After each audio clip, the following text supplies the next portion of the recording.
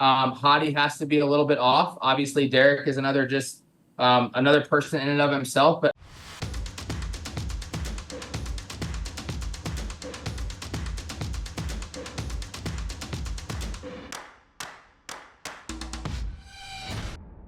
What's up guys and welcome. You are watching Fazi Fitness. So let's start this video with 4 weeks out physique update of Rubil Mosquera aka Naxela, going through some collagens after training his calves and glutes. So this has been mentioned so many times that he needs more shoulder width, specifically in that front relaxed pose. But has anyone else noticed that Rubil has been looking more and more balanced top to bottom, especially during this prep for the weight pro? So there is absolutely no doubt that the guy has one of the biggest set of wheels in the entire bodybuilding right now. This is arguably one of the biggest legs in the history of bodybuilding. But in this update, he looks a lot more balanced. So his conditioning most probably is gonna be really sick. As you guys can see, the glutes are already coming in, and Rubil is a legit threat to win the weight pro this year. Because two of the favorites to win the weight pro, they are Nathan Diesha and Behrouz Tabani. And we just saw last year that Rubil was able to beat one of these guys. That happened at Prague, where he was able to beat Nathan Diesha. And that was actually his pro debut. So moving to Oxygen Gym Kuwait for 14 weeks or so, that was such a good decision by Rubil. And I really think that can pay off big time. So he is totally logged in for this prep. And there is every reason to believe that this look that he is going to bring to Dubai Pro stage this year, that will most probably top his Prague Pro look. And that is kind of a scary thought, and especially for his competition. So I really want to see how it goes between him and Nathan Diesha, as both these guys have been training partners since they moved to Kuwait. So what do you guys think? Can Naxela beat Nathan Diesha once again here?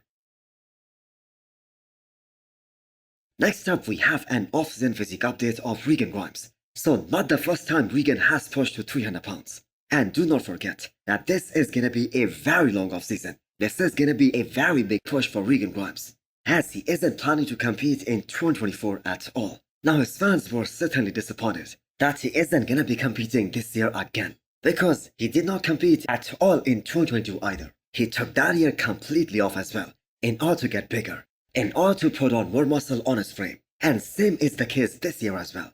Now I think we can all agree that he hasn't made enough improvements, especially up to a point that he can fight the top guys, that he can crack top 6, that he can be in the first call out, because that is his aim. In fact, if I am being 100% real, I think Regan would have struggled to repeat that 9th place performance again this year. And that isn't any disrespect towards Regan.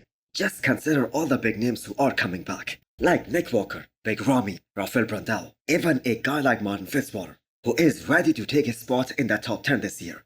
So Regan really needs to step it up. The question is, will Regan ever be big enough to place top 6 at Mr. Olympia? I have to say only time will tell. But as of right now, that seems kinda tough.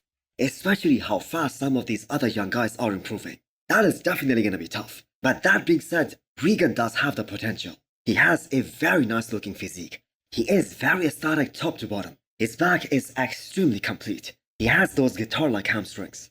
He has a very small waist. He just needs to put on some more size, more density in his chest and his arms, and I think he can make it. So people are calling that victory of William Bonac in Spain very controversial. Now, I do agree that it was a very close call, and I 100% think that it could have gone either way, especially the way Behrouz Tabani showed up at the finals. I believed he could have won, but after watching this video of William Bonac up close, especially during that pose down, that just goes to show us how good he really looked. A combination of superior muscle maturity and density, and that is exactly what separated these two great athletes. But that being said, I think Behrouz Tabani should be really proud of the physique that he was able to present here at Emperor Classic Spain. And I truly believe that there is gonna be a war next weekend at Italy Pro with Nathan Diesha and Behrouz Tabani. Because from here onwards, we are gonna have back-to-back shows. Almost all the weekends are stacked, all the way till this year's Mr. Olympia. So Nathan Diesha also knows what's at stake here at Italy Pro. And I don't think anyone is gonna be underestimating Behrouz Tabani. So Michael Criso on the other hand is taking more time. And he isn't doing Italy Pro. Instead, he is going for Portugal Pro, which is happening after Italy. So Behrouz Tabani and Nathan Diesha are gonna be the front runners at Italy Pro this upcoming weekend. So now coming back to William Bonac, now that he is qualified for this year's Mr. Olympia, which can most probably be his last competition as an active IFB Pro, this might very well be it. So will this spin package that we saw yesterday, will that be enough to make the first call out? I am gonna say no. There is absolutely no chance of that happening. Because that's just how it is, especially for those top spots. Not only is he gonna be fighting some mass monsters, but also very aesthetic mass monsters. Guys who are bigger than him, who are more aesthetic than him, who have better shapes, better flow than him. And with that race that we saw from Can Bonac last night, that isn't the same as it was, for instance, back in 2017. But still, if Can Bonac decides to retire on the Olympia stage, with a standing ovation from the fans, I think that will be a dream ending. Hadi has to be a little bit off. Obviously, Derek is another person in and of himself, but I do truly believe that Nick can win, but we have to own what we have to do in order to make that happen. Yeah. So this was a very realistic statement made by Matt Jensen, and this might be the very first time someone who is so close to Nick Walker and who has helped him win an Arnold Classic title, as well as helped him place top 3 in the world, has been so open about Nick Walker's chances at this upcoming Mr. Olympia, especially becoming Mr. Olympia.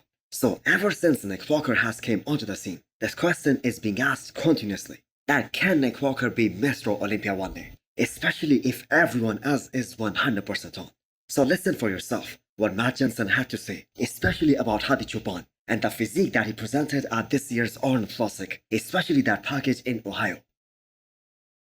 I think it's going to have to be a perfect storm of Nick improving his legs some more, really just being super sharp through the midsection, and then Hadi maybe being the version that he was at the Olympia and not this Arnold version. Mm-hmm.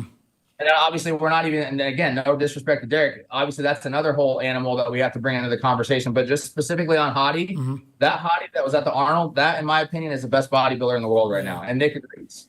So this is as real as it gets, and the irony is that when a fan or someone else makes this kind of statement, that the mutant is always going to be limited by his structural limitations. He needs help from some of the other guys, like Hadi Choopan, like Derek Lunsford, and not to mention Samson Dauda as well.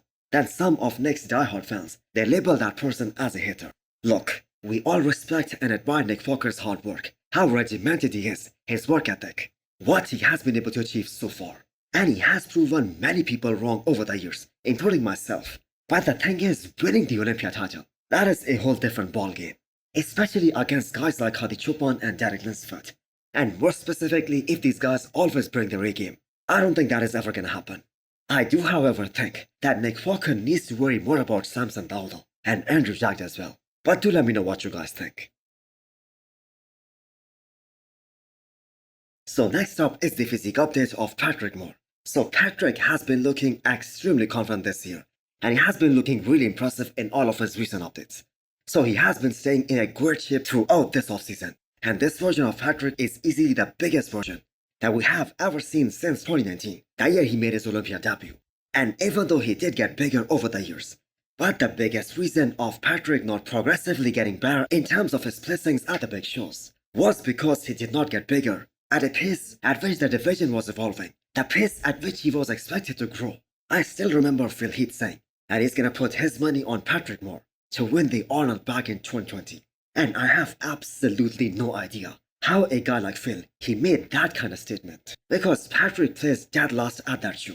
So last year at Chicago Pro, Patrick was actually looking big, but he just wasn't in shape at all. And just because he wasn't in a good enough conditioning, all that mass, that just did not count whatsoever, because he was unable to display it on the stage. So this year Patrick is on a mission to step back on the Olympia stage. And honestly, he just does not have enough time as a competitive bodybuilder. I believe he is 40 years old, so this is the year to finally make a statement. Lastly, I have an update for you guys from Hadi Choopan. The Persian Wolf is on a mission to create history in October at the Olympia stage this year. And this is Hadi Choopan we are talking about. So do not be surprised if he comes to this year's Mr. Olympia stage with an even better package than what we saw at the Arnold, Ohio earlier this year. Because he just proved all his critics wrong, who were all criticizing him about his waistline, that his waist is getting bigger every year. So both Hani Rembot and Hadi Choopan know exactly what they need to bring to this year's Mr. Olympia stage in order to be the biggest threat to the reigning champion, Derek Lunsford, replicate that Arnold Classic Ohio look. So we all know some of the poses Hadi Choopan is gonna win hands down against Derek, like abs and thigh like most muscular.